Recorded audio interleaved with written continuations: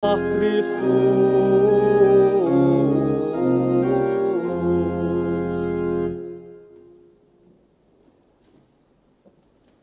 Bapak Ibu, saudara-saudariku yang dikasihi Tuhan, Shalom. Semoga semuanya dalam keadaan sehat dan dalam perayaan Ekaristi ini sekali lagi kita mohon rahmat, kekuatan dan keberanian dari Tuhan untuk senantiasa mengandalkan Dia dalam hidup kita. Bapak Ibu, saudara-saudari yang dikasihi Tuhan, bila Anda saat ini sedang menderita penyakit yang tak tersembuhkan atau sudah lama diobati tetapi tak kunjung sembuh, datanglah kepada Yesus. Jika Anda saat ini mengalami pergumulan hidup, seolah-olah hidup ini sia-sia dan Anda mulai menyerah, datanglah kepada Tuhan Yesus. Jika saat ini Anda kehilangan orang yang paling Anda kasihi dan Anda kehilangan harapan, datanglah kepada Tuhan Yesus. Dan jika saat ini juga Anda kehilangan kepercayaan kepada orang lain karena dikhianati, dibohongi atau ditipu, datanglah kepada Tuhan Yesus. Dan jika Anda saat ini, dimanapun Anda, tidak mau lagi berdoa dan memilih tinggal di rumah setiap hari Minggu, tetapi di hari-hari lain pergi ke pasar, ke pusat-pusat hiburan dan ke mal, datanglah kepada Tuhan Yesus. Dan masih banyak lagi persoalan-persoalan yang kita hadapi. Tetapi sekali lagi datanglah kepada Tuhan Yesus. Sebab bagi Yesus tidak ada yang mustahil. Yesus menunjukkan wajah Allah yang berbelas kasih. Allah yang menyelamatkan dan menghidupkan. Membangkitkan harapan yang pudar. Dan menghidupkan kembali semangat yang sirna. Percayalah. Bapak Ibu, saudara-saudari yang dikasihi Tuhan, bacaan-bacaan hari ini sekali lagi mengajak kita untuk merenungkan bagaimana kita beriman, berharap, dan mewujudkannya dalam kasih. Dalam Injil hari ini kita mendengarkan kisah kesembuhan atau kisah penyembuhan anak perempuan Jairus dan perempuan yang mengalami sakit pendarahan selama 12 tahun. Kedua kisah ini tentu punya maksud dan pesan untuk kita semua, khususnya pada masa pandemi ini, di mana kita mengalami ketakutan, kecemasan, dan berbagai situasi yang membuat kita bimbang. Jairus seorang yang terhormat, kepala rumah ibadat. Dan dalam Injil hari ini dikisahkan bagaimana Jairus bersujud di depan Yesus, memohon kesembuhan anak perempuannya, dan meminta Yesus untuk menumpangkan tangan atasnya agar ia selamat. Bayangkanlah bagaimana seorang ayah yang melihat anaknya yang sakit dan hampir mati. Bagaimana dia kehilangan sebagian dari jiwanya ketika menemukan anaknya itu terbaring, hampir mati. Dia datang kepada Yesus, meminta Yesus untuk menyembuhkan. Dan Yesus memenuhi permintaan itu. Dalam perjalanan menuju rumah Jairus, ternyata ada juga kisah yang diceritakan dalam Injil hari ini. Ada seorang perempuan yang sakit pendarahan selama 12 tahun. Dia sudah berobat kemana-mana. Bahkan seluruh hartanya hampir habis. Dan dikatakan keadaannya malah semakin memburuk. Kemana dia juga mengharapkan kesembuhan. Sudah lelah berobat. Sudah kehilangan harapan.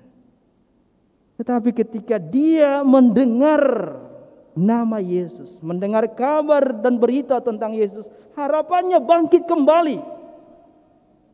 Ketika orang banyak berkerumun berdesak-desakan di sekitar Yesus, perempuan yang sakit pendarahan itu berusaha mendekati Yesus dan ingin menyentuh jubahnya. Katanya, asal ku jamah saja jubahnya, aku akan sembuh. Maka dia datang, mendekati Yesus, membawa sebuah harapan, membawa sebuah iman.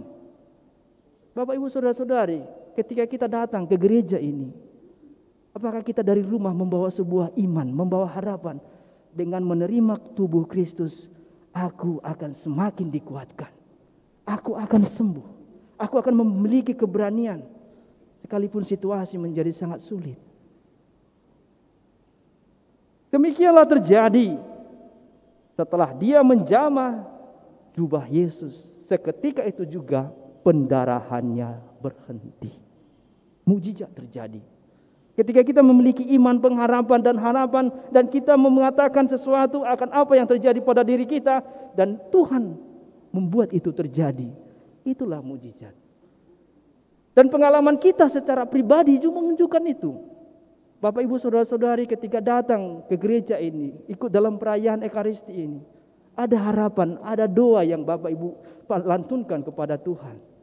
Dan sepulang perayaan ini semoga kita mengalami mukjizat itu dan berkata, Tuhan sungguh-sungguh hadir.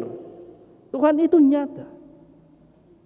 Bukan hanya menyentuh jubah Yesus, kita menyantap tubuhnya yang adalah sungguh-sungguh makanan, darahnya yang adalah sungguh-sungguh minuman. Bapak, Ibu, Saudara-saudariku, ketika di awal homili ini saya mengatakan ketika Anda mengalami pergumulan yang berat, jika Anda mengalami penyakit yang tak tersembuhkan, datanglah kepada Yesus. Karena iman itulah yang menyelamatkan. Dan iman itulah yang menyembuhkan.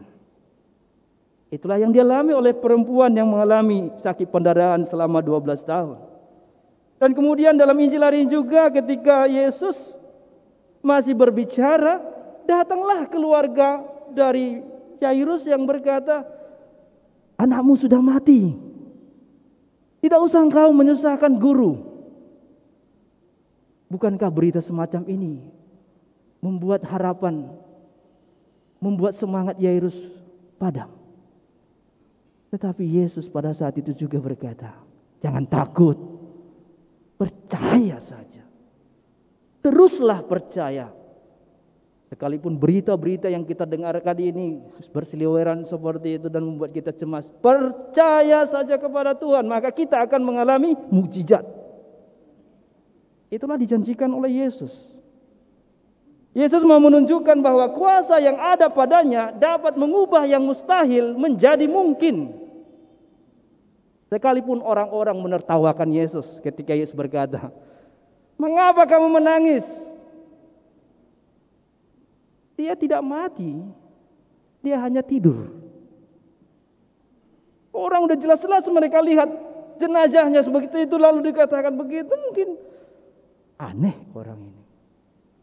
Tapi Yesus membawa orang tua anak itu beserta Petrus, Yohanes, dan Yakobus agar mereka menjadi saksi bahwa di hadapan Yesus kematian takluk.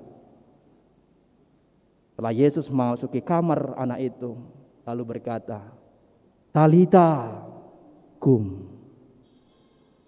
berum dungomaho. Anakku, bangunlah. Dan seketika itu juga anak itu bangkit dan berdiri. Tindakan putri Yairus yang bangkit dan berdiri setelah Yesus berkata Talita kum, dan reaksi orang banyak itu menjadikan peristiwa itu dikenang dan dicatat oleh penginjil Markus dan kita bacakan pada hari ini.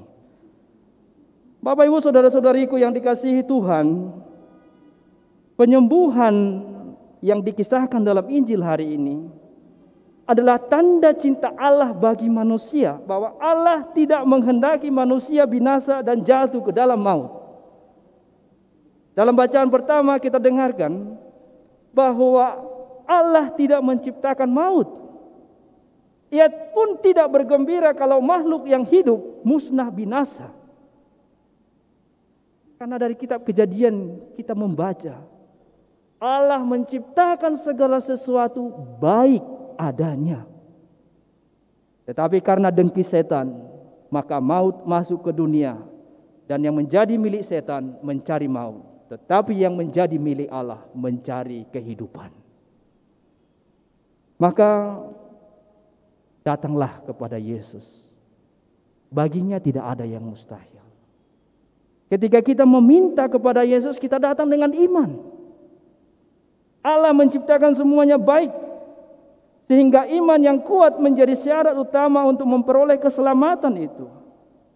Kabar tentang Yesus menghidupkan kembali harapan kita yang sudah pudar. Dan kabar tentang Yesus memberanikan perempuan itu untuk mendekat. Dan tidak mau terhalang oleh rambu-rambu yang menyingkirkannya. Karena kita tahu perempuan yang sakit pendarahan semacam itu akan disingkirkan dari masyarakat. Jadi anggap najis. Tetapi untuk bertemu dengan Tuhan Yesus, dia melampaui itu. Sehingga akhirnya dia bertemu dengan Yesus. Bapak Ibu saudara-saudari, semoga iman yang kita miliki selalu tumbuh dan berkembang dengan baik dalam seluruh pengalaman hidup kita, baik pun pengalaman suka maupun pengalaman duka. Semoga di masa pandemi ini kita mampu menerapkan protokol kesehatan dengan baik sesuai dengan anjuran pemerintah, dan kita bisa beribadah dengan aman. Maka kita mohon kepada Tuhan, Tuhan, kuatkanlah iman kami yang lemah dan hantarlah kami ke dalam kerajaan-Mu. Maka semoga kasih yang hidup dari iman itu memampukan kita sebagaimana diungkapkan dalam bacaan kedua tadi. Saudara-saudariku, ada tertulis, orang yang mengumpulkan banyak tidak kelebihan, dan orang yang mengumpulkan sedikit tidak kekurangan. Karena di antara kamu saling mencukupkan kekurangan orang dengan kelebihanmu. Semoga semangat kita untuk berbagi senantiasa didasarkan pada iman akan Yesus, akan pertolongan Tuhan yang senantiasa kita peroleh, agar kita semua selamat. Tuhan memberkati kita, melindungi dan menjaga kita senantiasa. Kemuliaan kepada Bapa dan Putra dan Roh Kudus.